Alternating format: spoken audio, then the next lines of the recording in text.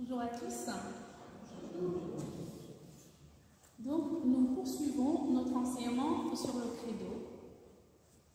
Cette prière que nous confessons notre foi à Dieu le Père. Le mois dernier, notre curé, le Père Franck, nous a enseigné que ce n'est pas le mot à mot qui compte lorsque nous la confessons, mais bien la signification de ces mots que nous déclarons.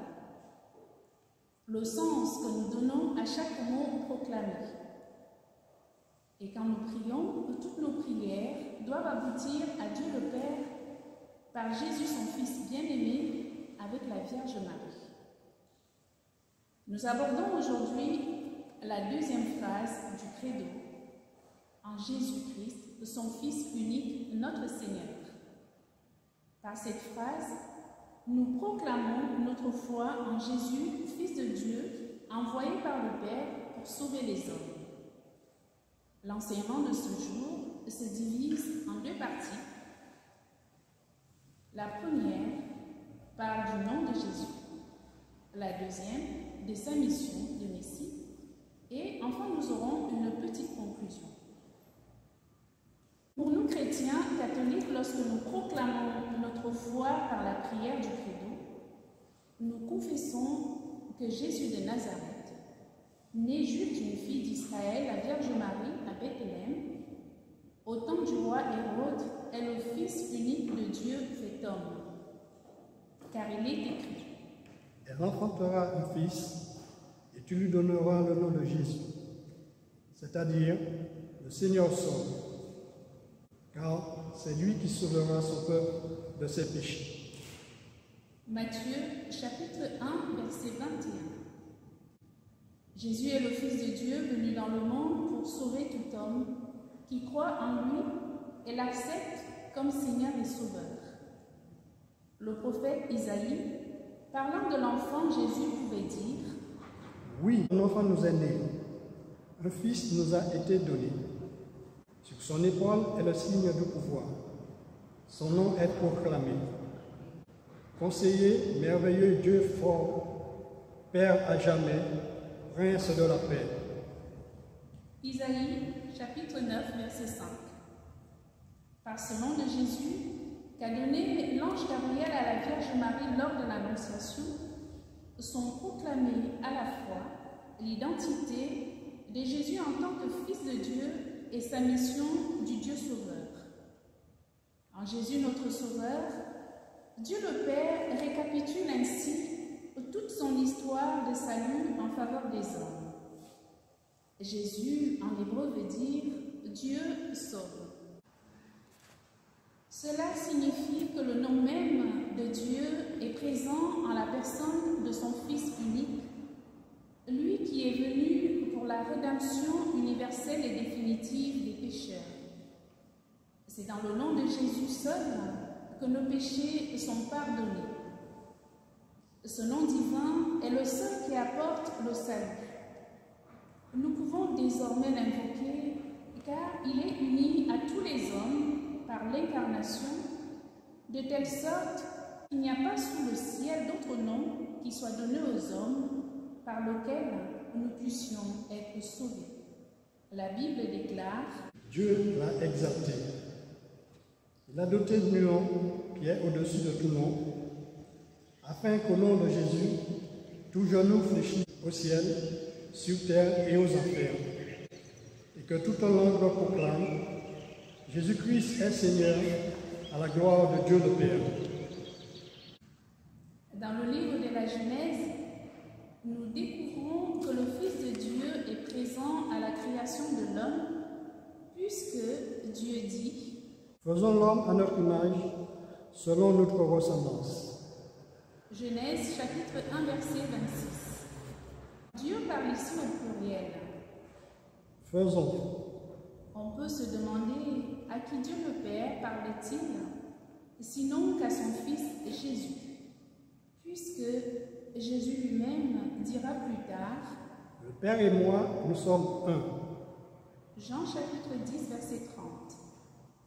Saint Jean, dans son prologue, écrit ceci: Au commencement était le Verbe, et le Verbe était auprès de Dieu, et le Verbe était Dieu. Il était au commencement auprès de Dieu. C'est par lui que tout est venu à l'existence. Et rien de ce qui s'est fait ne s'est fait sans lui. Jean chapitre 1, les versets 1 à 3. Jésus le Fils de Dieu est le commencement et la fin de tout. Saint Paul, dans sa lettre aux Colossiens, nous demande de rendre grâce à Dieu le Père, et il explique pourquoi. Parce qu'il nous a rendus capables d'avoir part dans la lumière, à l'héritage du peuple saint, et tout cela par son Fils bien-aimé. Au chapitre 1, les versets 13 et 14, il dit: Il nous a fait entrer dans le royaume de son Fils bien-aimé, par qui nous sommes rachetés et par qui nos péchés sont pardonnés. Notre salut dépend de notre foi en Jésus, Fils de Dieu. C'est dans ce seul nom que s'opèrent les miracles, les restaurations et les guérisons. Croire en Jésus, c'est accepter la volonté de Dieu, même si elle est différente de la nôtre. Le nom de Jésus est au cœur de la prière chrétienne, puisque c'est sous la couverture du nom de Jésus que nous exposons nos demandes à Dieu le Père.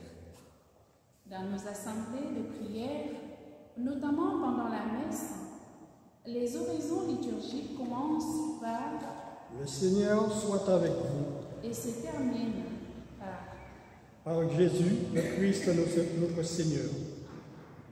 Sa mission du Christ. Christ signifie Messie. Saint Luc, parlant de sa venue, dit: Aujourd'hui, dans la ville de David, vous est né un sauveur qui est le Christ, le Seigneur. Jésus-Christ est le Fils de Dieu parce qu'il a accompli parfaitement la mission divine. Sa consécration messianique manifeste cette mission divine. C'est lui le Messie que Dieu a envoyé pour instaurer définitivement son royaume. La Bible dit, lors de son baptême, une voix se fit entendre. Celui-ci est mon Fils bien-aimé, en qui je trouve ma joie. Matthieu chapitre 3, le verset 17. Dans les temps anciens en Israël, ce qui était consacré pour une mission venant de Dieu était oint au nom de Dieu.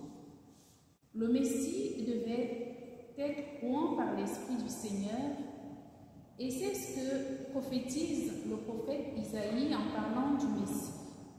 Sur lui reposera l'Esprit du Seigneur, esprit de sagesse et de discernement, esprit de conseil et de force, esprit de connaissance et de crainte du Seigneur.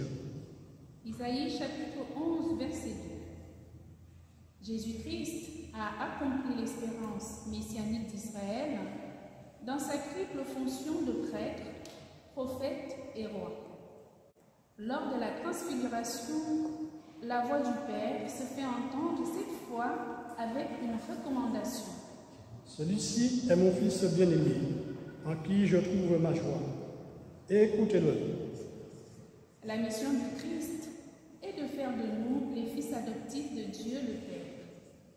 Il nous appartient de l'accepter et de croire qu'il est venu dans le monde pour nous sauver et pas pour nous juger. Dans la lettre aux Galates, nous lisons ceci.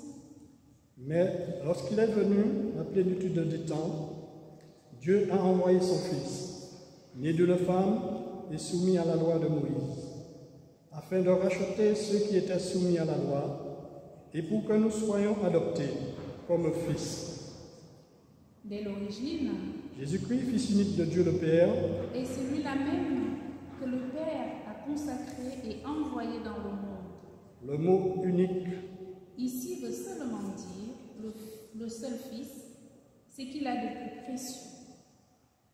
En effet, si on fait l'analogie entre Dieu qui donne son propre Fils au monde et l'épisode d'Abraham qui offre son Fils unique Isaac, le sacrifice d'Isaac préfigure celui de Jésus-Christ, car ils sont tous deux les fils bien-aimés de leur Père. fils de l'ancienne alliance avec les Juifs et fils de la nouvelle alliance avec l'humanité. En conclusion, retenons que le nom de Jésus signifie Dieu qui sauve. L'enfant né de la Vierge Marie est appelé Jésus, car c'est lui qui sauvera son peuple de ses péchés. Il n'y a pas sous le ciel d'autre nom donné aux hommes par lequel nous puissions être sauvés.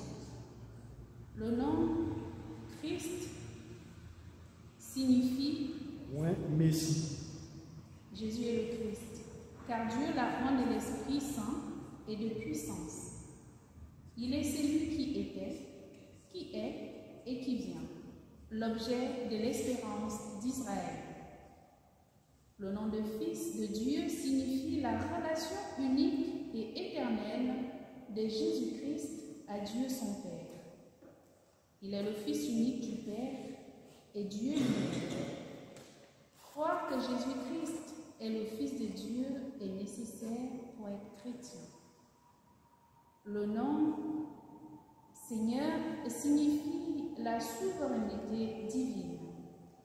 Confesser ou invoquer Jésus comme Seigneur, c'est croire en sa divinité. Nul ne peut dire « Jésus est Seigneur » s'il n'est pas inspiré par l'Esprit Saint. Nous, chrétiens, nous sommes donc appelés à témoigner de l'amour de Dieu, à dire aux autres ce que Dieu a fait pour nous. Voilà la mission qui est la nôtre. Témoigner des bontés de Dieu est la meilleure manière d'annoncer la bonne nouvelle du Christ